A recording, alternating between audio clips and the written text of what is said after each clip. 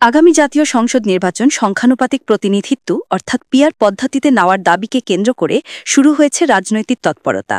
জামায়াতে ইসলামী সহ কয়েকটি দল পিআর পদ্ধতিতে নির্বাচনের দাবি করলেও বিএনপি ঘোর বিরোধিতা করছে। এ অবস্থায় প্রশ্ন উঠছে, পিআর দাবি পূরণ না হলে জামায়াত কি ভোট থেকে সরে দাঁড়াবে? ফেব্রুয়ারিতে সম্ভাব্য জাতীয় নির্বাচনকে সামনে রেখে রাজনৈতিক দলগুলো ভিন্নমত প্রকাশ করছে। দেশের প্রধান রাজনৈতিক দল বিএনপি ও মিত্ররা পিআর পদ্ধতির বিরুদ্ধে শক্ত অবস্থান নিয়েছে। এর মধ্যে জামায়াত নিজেদের ভোটার ভিত্তি ও রাজপথে আন্দোলনের মাধ্যমে অবস্থান দৃঢ় করার চেষ্টা চালাচ্ছে। ডাকসু ও জাকসু নির্বাচনে ছাত্র শিবিরের সাফল্য ত্রয়োদশ জাতীয় নির্বাচনে কাজে লাগাতে চায় দলটি। নেতাকর্মীরা জুলাই সনদের ভিত্তিতে পিআর পদ্ধতিতে নির্বাচন সহ 5 দফা দাবিতে রাজপথে আন্দোলন চালাচ্ছেন। একসাথে নির্বাচনী প্রচারও চলছে। এ বিষয়ে জামায়াতের সহকারী সেক্রেটারি জেনারেল ও সাবেক এমপি হামিদুর রহমান আজাদ বলেন, আমরা নির্বাচনে অংশ নেওয়ার জন্যই আন্দোলন করছি। রাজপথে আন্দোলন থাকবেই, কারণ জনগণ ও দেশের ইস্যু উপেক্ষা করা যায় না।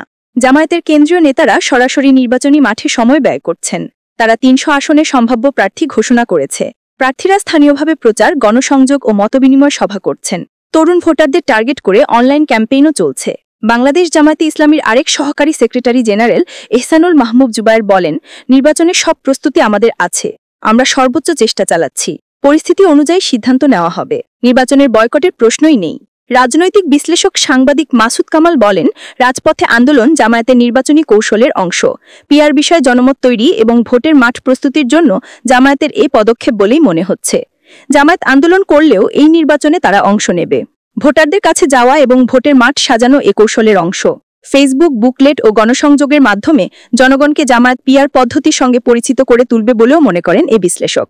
এদিকে দেখা যাচ্ছে জামায়াতের দাবিগুলো জুলাই সনদের ভিত্তিতে জাতীয় নির্বাচন, পিআর পদ্ধতিতে ভোট, অবাধ ও গ্রহণযোগ্য নির্বাচন, লেভেল প্লেয়িং ফিল্ড নিশ্চিত করা এবং স্বৈরাচারের জুলুম ও দুর্নীতির বিচার। দলটি বলছে, দাবিগুলো বাস্তবায়ন না হলে তারা রাজপথে আন্দোলন চালিয়ে পিআর বাস্তবায়নের চেষ্টা অব্যাহত রাখবে। পিআর দাবি পূরণ না হলে জামায়াত ভোটে অংশ নেবে কিনা এ প্রশ্নের উত্তরে নেতারা বলছেন, জনগণের চাহিদা এবং সময় অনুযায়ী তারা সিদ্ধান্ত নেবেন। নির্বাচনী মাঠে তাদের অবস্থান শক্ত, তাই তারা আপাতত মাঠ ছাড়তে নারাজ। এখন সময় বলে দেবে জামায়াত কোন দিকে তাদের যাত্রা অব্যাহত রাখে।